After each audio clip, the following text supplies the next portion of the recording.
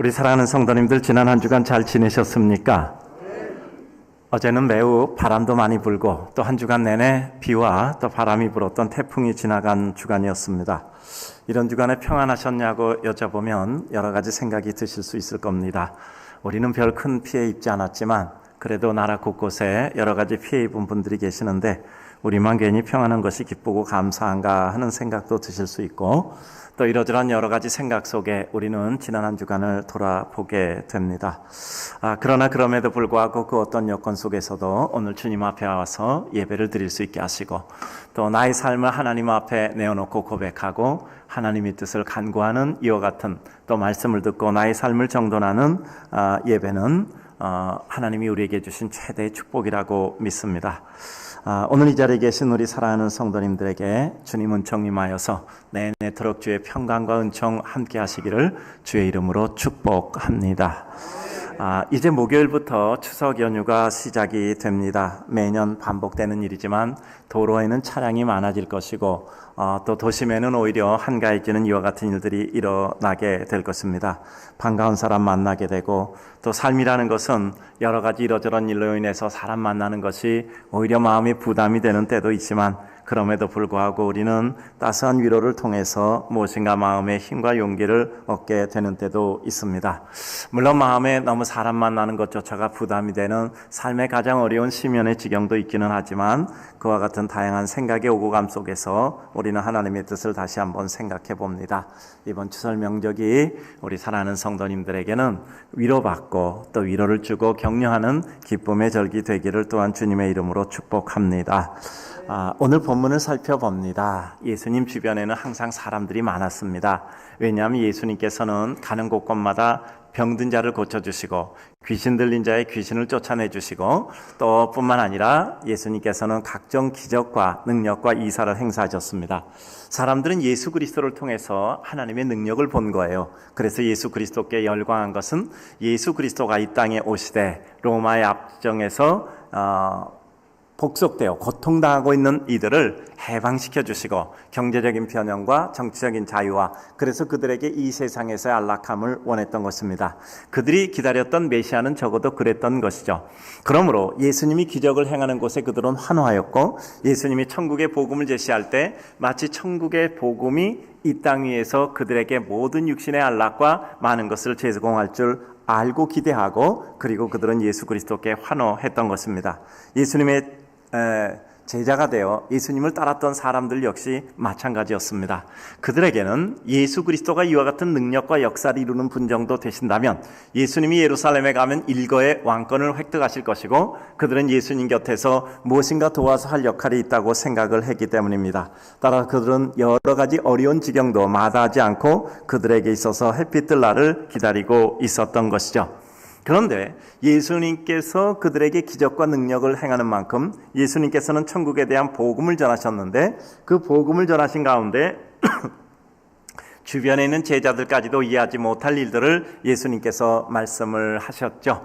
그러므로 누구든지 아버지 하나님께서 오게 하지 않으면 내게로 올 자가 없다고 말씀도 하셨고, 그리고 예수님께서 그의 십자가의 사역에 대해서 제자들에게 말씀을 하십니다. 그런데 그 말씀을 누구도 깨달을 수가 없어요. 다만 그들에게는 이상한 얘기로 들릴 뿐입니다. 예수님의 능력을 보고 예수님의 권세를 보고 거기에 심취했던 이들에게 예수님의 십자가의 죽음과 인생의 죄로 말미암은 고통 가운데서 죄를 씻어주심으로 자유와 영광을 회복하여 그들의 영원한 생명을 주신다는 이 말씀은 그들의 가슴에 다가올 리가 없었어요. 한 가지에 집중하고 있으니까 다른 내용은 귓전을 스치게 되는 거죠. 그리고 그 말씀들이 이해하지 못할 말씀이 되었던 것입니다.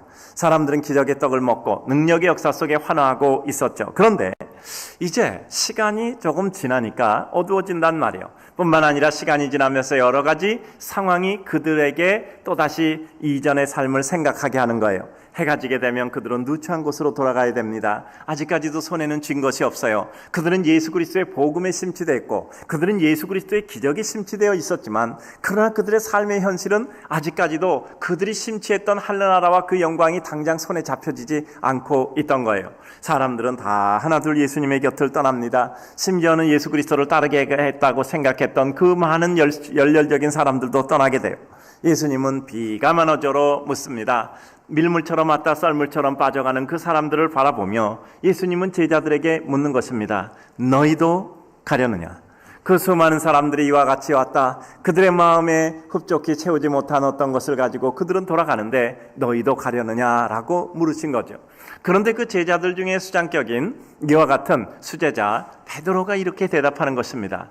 영생의 말씀이 주께 있음에 우리가 어디로 가오리까? 우리가 누구에게로 가오리까? 우리가 어디를 갈 데가 있겠습니까? 우리는 영생의 말씀이 주께 있음을 믿고 알기 때문에 우리는 주님 곁에 있습니다 라는 이와 같은 내용을 말씀하고 있는 거죠. 그러니까 우리가 영생의 말씀이 주께 있음에 우리가 누구에게로 가겠습니까? 우리가 도대체 어디를 갈 데가 있겠단 말입니까? 주님 곁만이 우리가 머물 수 있는 유일한 곳입니다 라고 말씀하는 것이죠. 이와 같은 베드로의 고백을 들어보며 그것은 베드로의 생각이 아니라 성령께서 그에게 주신 생각이라는 것을 알 수 있는 거죠. 이와 같은 내용 속에서 우리 인생들의 무리들 모습을 살펴보고자 합니다.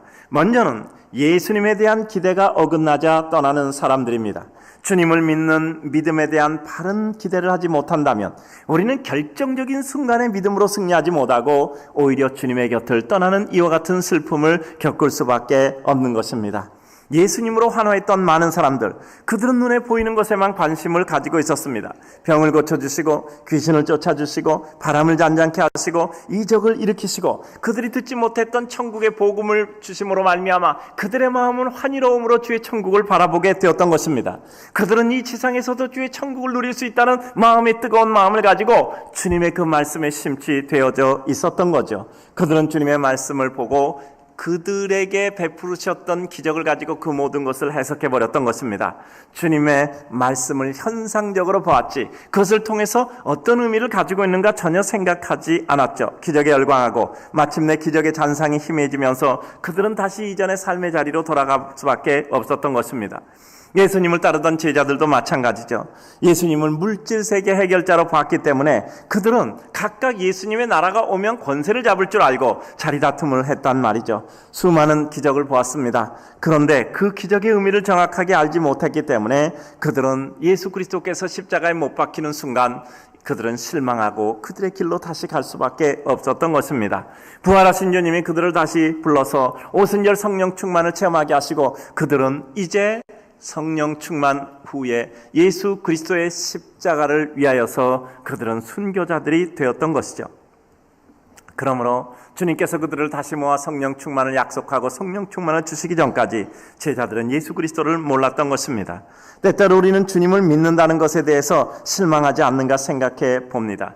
때론 믿음은 내 삶의 모든 문제를 내가 원하는 순간, 내가 원하는 모습으로, 내가 원하는 그와 같은 모든 것들을 그대로 내 원하는 대로 이루어지지는 않습니다. 왜냐하면 나에게 있어서 가장 유익한 것은 내가 원하는 대로가 아니라 주님께서 보셔서 우리에게 가장 큰 축복으로 주시는 것이 우리에게 합당하기 때문이죠. 왜냐하면 우리는 제한되어 있기 때문에 내가 좋다고 생각하는 것이 나에게 해가 될 수 있고 그리고 내가 그렇게 원하는 것이 내게 도움이 안 되는 전혀 큰 어려움이 될 수도 있음을 우리는 모르기 때문이죠. 주님은 우리를 사랑하셔서 우리에게 가장 큰 기쁨과 유익을 주시기 원하여 그것을 베풀어 주시는 것입니다. 믿음의 길에 들어설 때 내 마음의 소원을 이루기 위해 주님 앞에 왔지만 가다 보면 결국 주님의 뜻을 이루는 것이 내게 있어서 가장 큰 기쁨이요 영광이라는 것을 깨닫게 됩니다.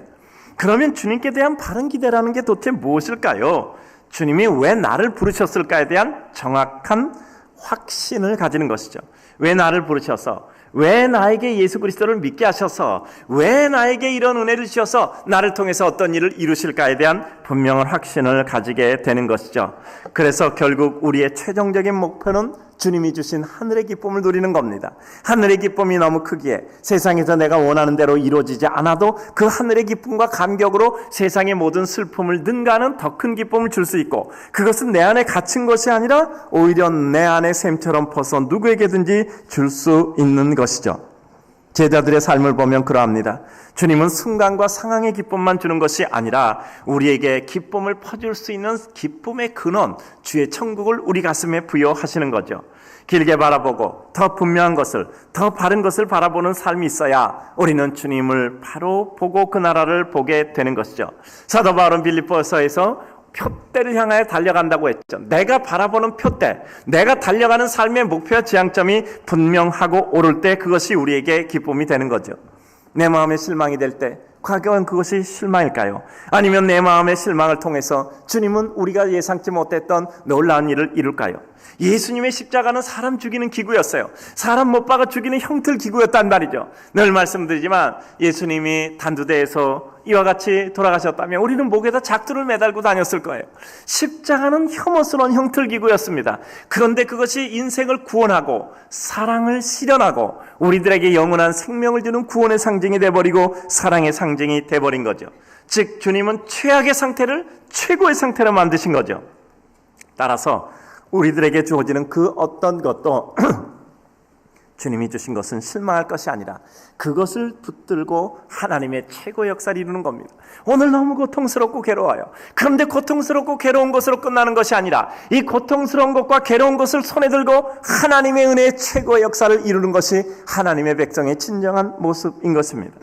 삶의 실망이 있을 때 우리는 어떤 마음을 가집니까? 요셉은 정말 가슴 아픈 삶을 보냈잖아요. 근데 형을 만나잖아요. 두 번 형들에게 전격적인 고백과 선언을 하죠. 뭡니까? 형들을 처음에 만났을 때 형들은 깜짝 놀라잖아요. 자기들이 죽이려고 하다 팔아넘긴 이와 같은 요셉이 애굽의 총리로 딱 있단 말이에요. 벌벌 떨죠. 자기들 죽을 것 같으니까. 그러나 요셉은 얘기하잖아요. 나를 이리로 보낸 것은 당신들이 아닙니다. 하나님이 많은 사람의 생명을 구하려고 하나님이 나를 보낸 겁니다. 하나님이 당신의 손을 통해서 나를 보낸 것이니 당신은 두려워하지 마소서. 아버지 요셉, 야곱까지 데려와서 잘 살게 했는데 야곱이 죽자 형들이 전전긍긍하죠. 아버지 마음 편하게 하려고 우리 살린 건데 근데 아버지 죽었으니 이제 우리 죽는 거 아닌가.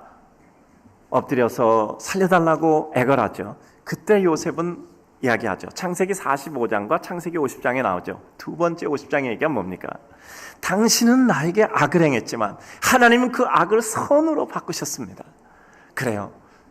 이 요셉은 하나님의 은혜를 이렇게 해석한 겁니다. 인간들이 나에게 악을 행해도 하나님은 그 악을 선으로 바꾸어서 나에게 기쁨과 축복으로 주셨다는 겁니다.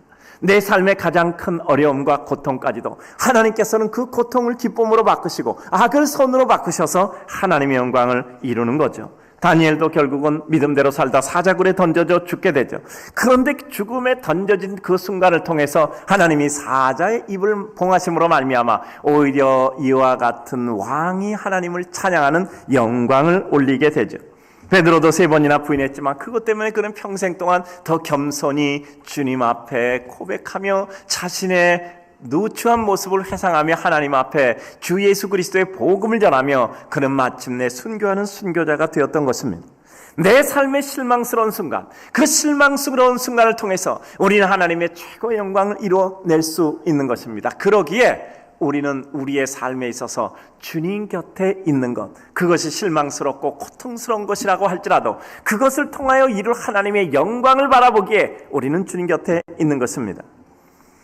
그 다음은 주님께서 매우 비감한 어조로 묻습니다. 제자들에게 모든 사람이 다 떠났을 때 너희도 가려느냐라고 묻는 거죠.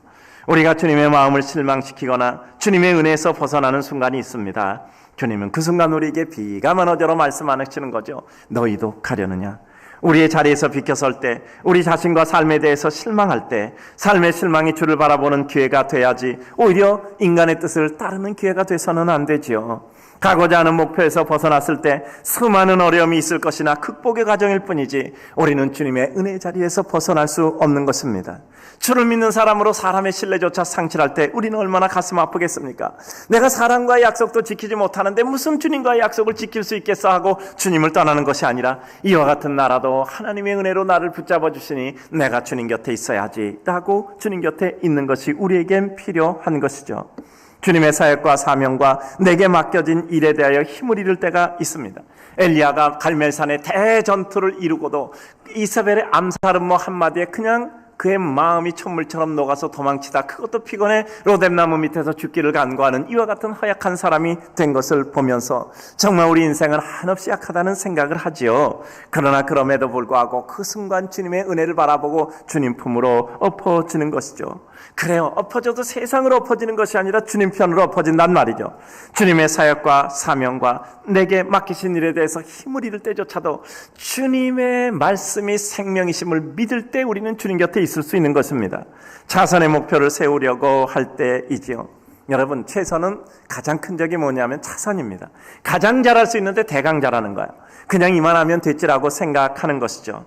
우리 기도했잖아요. 우리가 선한 꿈을 가졌잖아요. 그 꿈은 포기하지 말아야 돼요. 기도하고 기도한 거 끝까지 기도하면 우리는 그 하나님께 기도한 것을 포기하지 말아야 돼요. 내 삶의 현실은 모든 지표가 이거는 나와 상관이 없다고 말할지라도 하나님이 왜 기도를 시키셨을까 하는 것을 우리는 잊지 말아야 돼요. 우리의 소망은 망상이 아닙니다.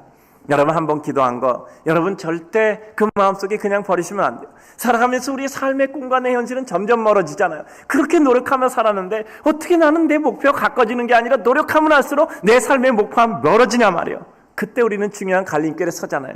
믿음 가지고 끝까지 갈 것이냐, 아니면 여기서 접고 나에게 맞는 목표를 세울 것인가 라고 우리는 생각하잖아요.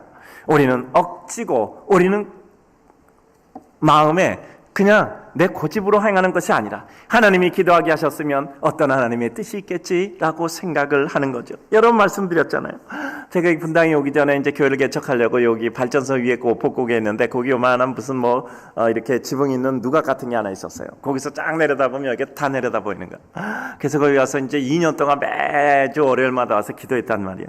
근데 2년 지났는데 전에 제가 모시고 있던 목사님이 총신 교수를 가서 오셨다가 저를 부르시더니 제가 교회를 이제 사임했다는 얘기를 들으시고 저는 이제 개척을 하기 위해서 이제 사임을 하는 과정을 거쳐야 되니까요. 목회를 같이 하시자 그러더라. 여기 장지동에서 이제 교회를 이렇게 목회를 하셨는데 총신 교수는 담임 목사를 못 합니다. 그러니까 공동 담임을 하자라고 하시더라고요. 일부 한 번씩 나눠 설교하시고 공동 담임을 하자고 하시더라고요. 나를 가리킨 분인데 요즘 제가 이렇게 그 수련회 가면 우리 학생들이나 청년들이나 이렇게 다 이렇게 기도해 줄 때가 있거든요. 150명, 200명 돼도 제가 다 기도합니다. 정말 그렇게 기도하면 허리가 끊어지는 것 같아요. 그래도 기도하는 이유는 옛날에 그 목사님이 저를 그렇게 가르치신 거예요. 그 목사님 수련회 가면 우리들 다 한 명씩 다 기도를 해주셨거든요. 배운 대로 하는 거죠. 그 목사님 기도 많이 하셨어요. 또 말씀도 해박하시고 제가 존경합니다. 근데 나이도 얼마 안 된 저하고 같이 이렇게 공동 목회를 하자는 게 말이 안 되는데 목사님이 저를 잘 가르치셨으니까 또 이렇게 저에게 호혜를 베푸신 거겠죠. 가서 설교도 하고 왔어요. 근데 풀리지 않는 문제가 있더라고요. 왜 저기 와서 2년 동안 기도하게 하셨을까? 그럼 없어지는 거예요. 왜 기도하게 하셨을까? 무슨 하나님의 뜻이 있지 않겠어요? 왜 2년 동안 한 주도 안 빠지고 거의 매주 와서 기도하게 하셨을까? 그 문제가 풀어지지 않았어요. 그래서 제가 다시 전화를 드렸습니다. 목사님 죄송합니다. 목사님께 이미 말씀드린 대로 제가 저희 가서 2년 동안 기도했는데 하나님의 뜻이 있게 기도했다고 생각해서 제가 그 뜻을 그냥 없는 걸로 하기는 제가 마음이 쉽지가 않습니다. 하고 제가 그냥 제가 이렇게 양해를 드렸습니다. 감사 인사를 하고. 그래서 지금 또 이렇게 이 교회가 있게 되는 거죠. 늘 그런 생각이 들어요. 우리가 기도하다 보면 그 기도는 우리에게 있어서 아무 의미가 없는 것 같아. 근데 그럴 때마다 우리는 생각해야 돼요.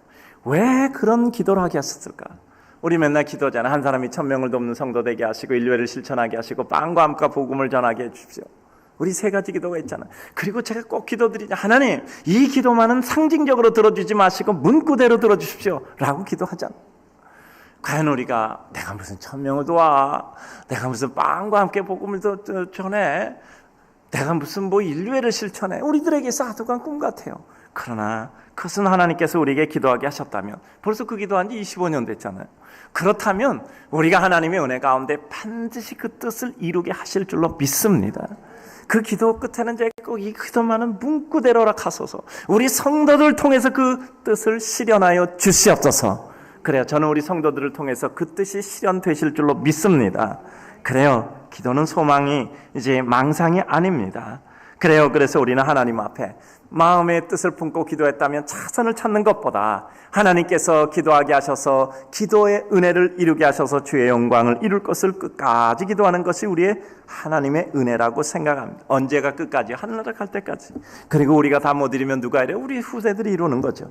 그래요. 우리는 기도하는 것이고 이루는 것은 하나님의 몫이에요. 우리는 기도하는 것이고 이루는 것은 하나님의 몫이고 우리는 하나님 앞에 사용될 뿐이죠.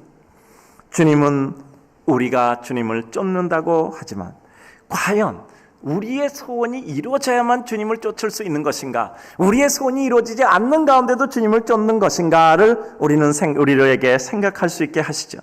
사람의 모든 진여부는 시련의 풀무를 거쳐보아야 합니다. 시련의 풀무를 거치지 않고 우리가 어떻게 검증을 할 수가 있겠습니까?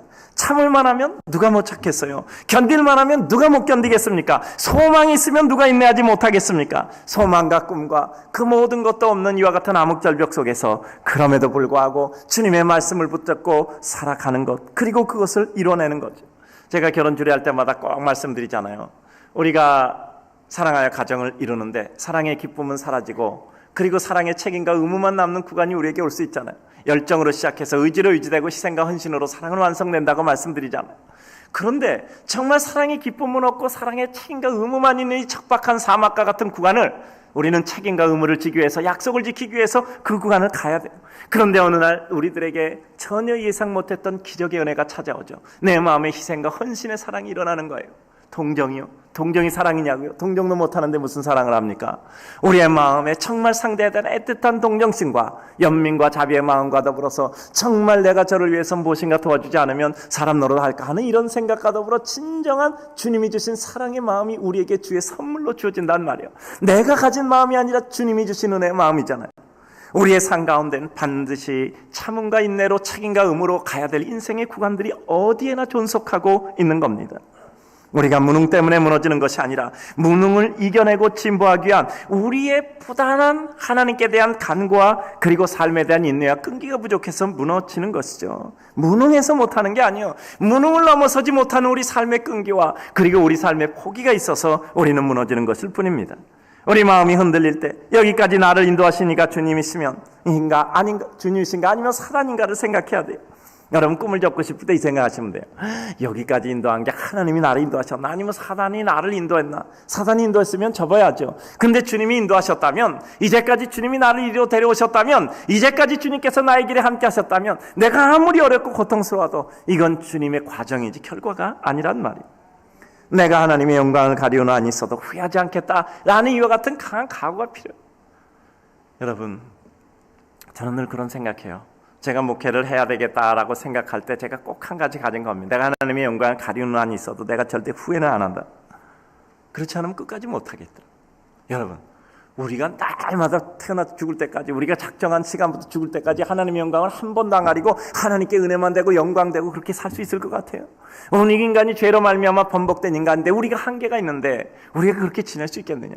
때로는 절벅거리고 정말 이거 내가 하나님께 영광을 가리우는 것이나 아닌가, 그런 순간들도 있어요. 그런데 그런 순간들도 주님 곁에서 떨어지는 것이 아니라 오히려 주님 편으로 풀어줘. 주님, 내가 주님의 영광을 가리는 이런 수준밖에 안 되지만 주님께서 나를 버리지 마시고 주님께서 나를 통하여 주의 영광을 이루어주시고 다시 빚어 주의 역사 가운데 사용하옵소서라고 주님 곁에 떨어져 나가지 않고 있게 될 때 결국 주님께서 우리를 통하여 새로운 영광을 빚어가지 않으시겠습니까?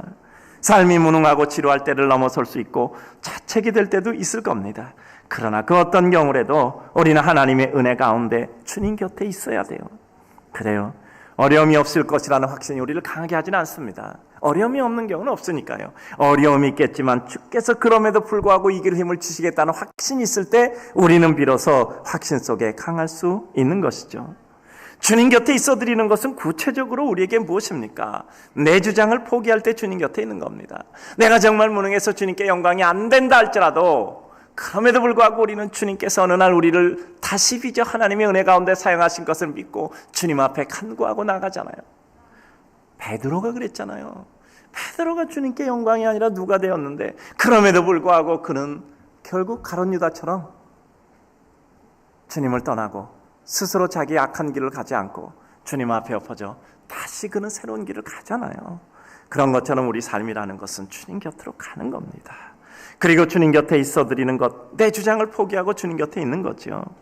내가 주님 곁을 떠나지 않는다고 하는 것은 내 자신의 길을 가는 것이 아니라 주님의 원함을 향하여 가는 거예요. 우리는 주님 곁 떠난다고 생각은 안 해요. 근데 내가 원하는 길을 가고 있으면 그것 자체가 주님의 길을 떠난 겁니다.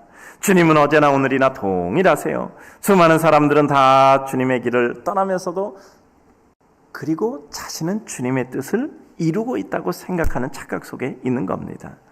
수많은 고비 때마다 착한 일을 시작하시니가 예수 그리스도의 날까지 이루실 것이다 믿으면서 주님께서 정한 일을 하며 주님의 곁을 따르는 겁니다. 늘 말씀드리잖아요. 큰 나무는 결국 그 자리에 끝까지 버티고 있는 나무예요. 내가 주님께 영광이 안 돼도, 내가 주님께 영광이 돼도 그래도 주님께서 나를 바꾸어 주의 영광을 삼으실 것을 믿으며 그 자리를 지키고 있는 거죠. 저도 이만큼 지내오면서 보니까 일은 똑똑한 사람과 능력 있는 사람이 진행해요. 근데 마지막 결과의 방점, 마지막 마침표는 견고한 사람이 이뤄. 다시 말씀드릴게요. 일의 진행은 똑똑하고 능력 있는 사람들이에요. 근데 마지막 그 일을 마무리하고 마침표를 찍는 방점을 찍어 완성하는 사람은 견고한 사람들이 하는 겁니다. 끝까지 가는 사람들이 하는 거예요. 반짝이는 순간보다 그 반짝이는 순간의 마지막 완성의 점을 찍는 사람들, 끝까지 주님 곁에 있는 사람들입니다. 수없이 넘어지고 일어나는 과정 속에서 우리가 화려했던 시절만 가지고 어떤 일을 이룰 수 있겠습니까? 때로는 무기력해도 그래도 그 자리 지키며 마지막 하나님께서 나를 통해서 주의 영광을 이루실 것을 믿으며 주님 곁에 있는 겁니다. 마지막으로 영생의 말씀을 발견했기에 떠날 수 없는 사람들입니다. 우리가 주님을 따른다는 것은 생활 속의 필요를 해결했거나 예상을 넘는 기적을 체험해서가 아니라 주님이 나의 영원한 생명의 말씀, 나의 생명 자체임을 내가 깨닫고 느끼고 알기 때문입니다. 날마다 우리는 하나님의 새로운 은혜를 발견하고 말씀의 새 은혜를 깨달아야 합니다. 하나님의 말씀이 나에게 날마다 새롭게 다가오지 않고 하나님의 능력이 날마다 나에게 새롭게 다가오지 않으면 나는 주님 곁에 있을 수가 없는 거잖아요. 주님이 나에게 날마다 새로운 은혜의 양식을 공급하고 그리고 주님이 날마다 나에게 새로운 꿈과 은혜를 주셔야 되죠. 우리는 하나님의 새로운 은혜를 기대해야 합니다. 나에게 실망 주셨다면 어떤 기쁨을 주실 것인가? 나에게 마음의 흔들림을 주셨다면 어떤 확신으로 나를 다시 세워주실까? 우리 삶의 상황은 12번 바뀌잖아요. 사람도 12번 바뀌잖아요. 하나님의 말씀은 늘 우리들에게 새 은혜를 사모하는 기쁨으로 다가오시는 거죠. 우리가 흔들린다는 것은 하나님의 말씀 진리에 대한 바른 깨달음이 없거나 약하거나 우리가 상실당했기 때문이죠. 내가 흔들리는 게 아니요, 말씀이 나를 지지해주지 못하는 이와 같은 상황에 내가 놓여있기 때문이죠. 그 어떤 경우에도 하나님 말씀 붙잡고 그게 동아줄 되어 그걸 붙잡고 일어나는 것입니다. 우리는 상황이 어려운가 아니면 내 마음의 은혜가 소멸됐는가 하는 근본적인 질문을 하고 영적인 깊은 은혜를 받는 일에 주력해야 합니다. 하나님의 말씀이 내 발의 등이여 내 길에 빛이 되는 삶이 돼야 되죠. 여호와 영컨대 나의 눈을 열어 보게 하옵소서. 우리는 삶의 상황 때문이 아니라 주님이 우리에게 주신 아름다운 은혜로 인해 우리 삶을 유지해가는 성도가 돼야 합니다. 주님 바라보면 기쁨 있고 나를 바라보면 실망되는 것이 우리 삶이죠. 주를 바라보고 기대하는 삶이 돼야 합니다. 다시 말씀드립니다. 큰 나무가 되는 유일한 비결은 그 자리에 오래 있는 거예요. 오래 있다는 것은 모든 시련을 넘어서는 거잖아요. 모든 마음의 갈등을 소화해내는 거잖아요. 그리고 그 자리에서 꿋꿋하게 버티고 있는 거잖아요. 큰 나무 치고 벼락 맞지 않는 나무는 없어요. 제가 맨날 가는 산에도 거기 이렇게 써붙였는데요. 천둥이나 번개 칠 때는 큰 나무 밑에 있으면 안 됩니다. 큰 나무는 벼락을 맞으니까, 제일 높으니까. 큰 나무 치고 벼락 안 맞는 나무 없잖아요. 불타기도 하고 벌레 먹고 또 메우고 옆에서 지대 세우고 그래요. 상처 없는 나무가 큰 나무가 아니라 모든 상처를 소화해내고 그 자리에서 우뚝 서 있는 거예요. 주님 곁에 우뚝 서 있는 겁니다. 그래요. 사람 마음에 추억을 주고 그리움을 주고 사람 마음에 용기를 주고 사람 마음에 따뜻함을 줘 그 얘기를 다시 가게 하는 것이죠. 주님 곁에 있는 건 마찬가지입니다. 일관된 원칙을 가지고 있는 거죠. 내가 주님 곁에 서 있는 일관된 원칙이 있어요. 내가 주님 곁에 있을 만한 능력이 있어서가, 내가 주님께 무엇인가 도움을 드릴 수 있어서가 아니라 나는 주님의 도움과 은혜 없이는 살 수가 없고 주님의 생명의 말씀 없이는 나는 전속할 수가 없어서 주님으로 말미암아 호흡하지 않으면 살 수가 없어서. 여러분 옛날에 그런 적 있죠. 결혼하기 전에 누구인가 그런 고백하셨어. 나는 당신 없으면 숨을 못 쉬겠어. 자, 옆에 사람한테 해봅시다. 난 당신 없으면 숨을 못 쉬겠어. 이런 말에 넘어간 사람들이 있어서 또 이렇게 살아가고 있잖아요. 정말 주님 없으면 숨을 못 쉬어요. 주님 없으면 숨을 못 쉴 것 같아요. 주님이 있어야 될 것 같아요. 그래요. 주님은 우리 호흡이어야 되죠. 생각이 달라져도 약속과 신의한 믿음을 중요하게 여기며 자기 자리를 지키는 이들, 그리고 하나님의 은혜 가운데 주의 역사를 이루는 것. 주님만 보고 단선으로 가면 물 위를 걸어가요. 바람을 보고 주님 보고 복선으로 왔다 갔다 물속에 빠져가는 거예요. 우리가 주여 나를 구하소서 구조 요청해서 주님께서 우리를 야단치고 살려주시잖아요. 믿음이 적은 자에 왜 의심하였느냐 그러고 우리 또 살려주시는 거예요. 그런데 우리는 단선으로 가는 겁니다. 어저께 우리 살고 있는 주변에 바람이 아주 심하게 불었죠. 태풍이 바람을 아주 심하게 가져왔습니다. 제가 내내 어제 낮에 이제 설교 준비해야 되니까 제 방에 있었는데 제 책상에 앉아서 이렇게 보면 앞이 창문이잖아요. 근데 나무가 이렇게 높이 자라서 그 나무가 창문을 이렇게 가리우고 있단 말이에요.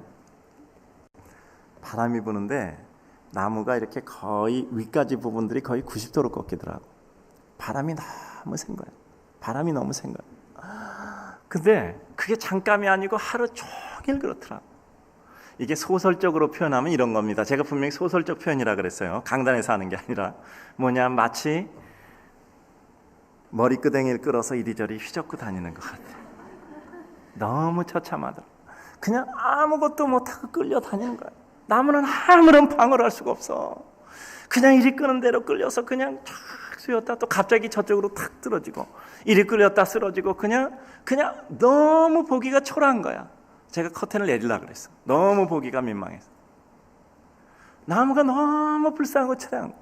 우리 인생의 모습인 것 같아. 우리가 뭐 대항할 힘이 있나요?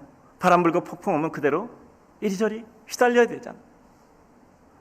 그런데 제가 봤더니 역시 나뭇잎이 무성하고 많이 달고 있는 나무가 더 휘달리더라. 가진 것 많은 삶이 더 흔들리는구나. 뭐 그건 어쩔 수 없는 거죠.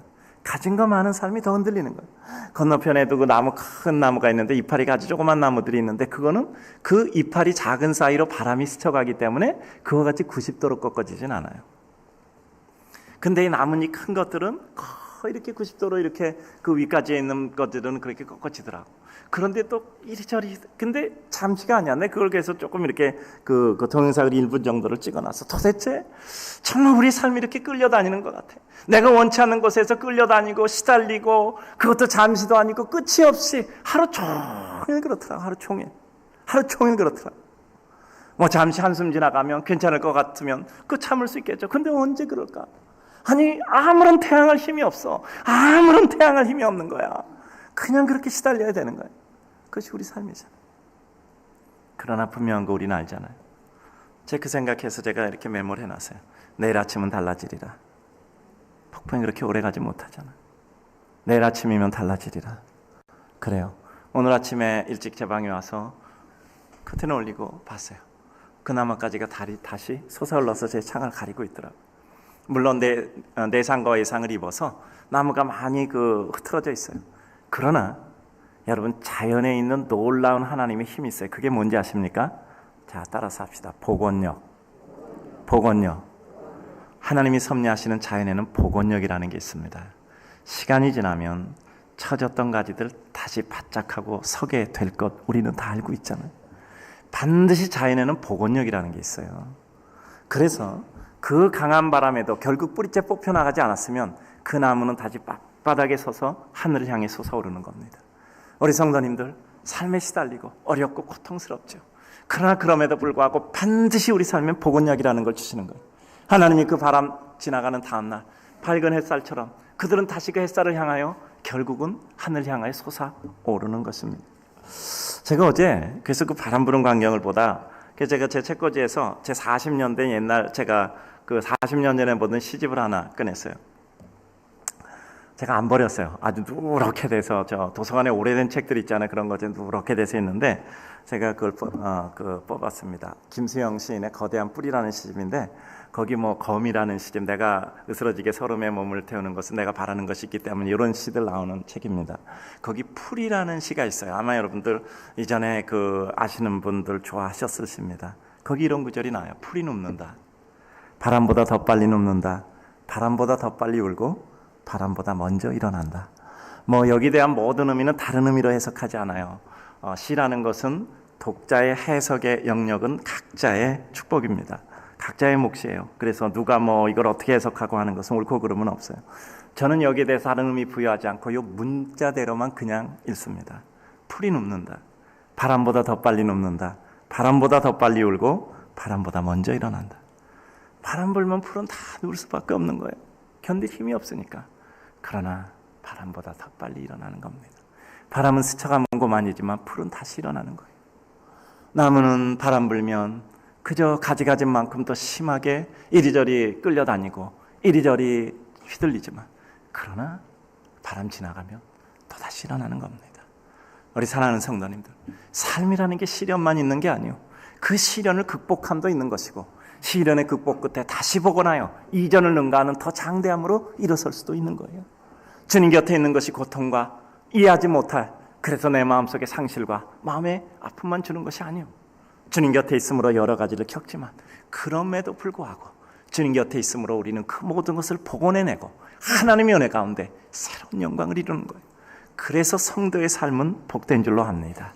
우리의 삶에는 하나님의 영광이 임하는 줄로 압니다. 너희도 가려느냐? 라고 주님께서 물어볼 때, 영생의 말씀이 주께 있으면 우리가 네게로 가오리까? 영생의 말씀이 주께 있으니 우리가 네게로 가오리까? 이와 같은 고백을 통하여 하나님의 은혜를 이루는 겁니다. 사랑하는 모든 성도들에게 하나님의 은총과 영광이 함께 하시기를 주의 이름으로 축복합니다.